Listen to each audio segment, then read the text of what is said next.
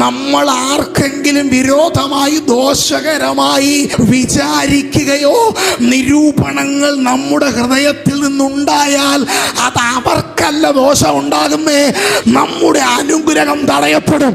ഈ ചില ആൾക്കാരുടെ രാവിലെ എഴുന്നേക്കുന്നത് മുതൽ രാത്രി കിടന്നുറങ്ങുന്നത് വരെ ഇങ്ങനെ ദോഷം നിരൂപിച്ചുകൊണ്ടേയിരിക്കും. രാവിലെ എഴുന്നേൽക്കുമ്പോഴേ ചിന്തിക്കുന്നിങ്ങനെ, ഇന്ന് ആർക്ക് ദോഷം ചെയ്യാം അല്ലേ, ഇന്ന് ആർക്കെതിരെ ദോഷം ചെയ്യാം, ഇങ്ങനെ നിരൂപണങ്ങളോടെ ഇരിക്കുമ്പോ ഇത് ദൈവം കണ്ടു. അത് ഇന്ന് രാത്രി മനസ്സിലാക്കുക. സകല വിചാരങ്ങൾ കാണുന്നൊരു ദൈവമുണ്ട്. നമ്മുടെ ഹൃദയത്തിലെ എല്ലാ വിചാരങ്ങളും എല്ലാ നിരൂപണങ്ങളും അറിയുന്നൊരു ദൈവം, കാണുന്നൊരു ദൈവം.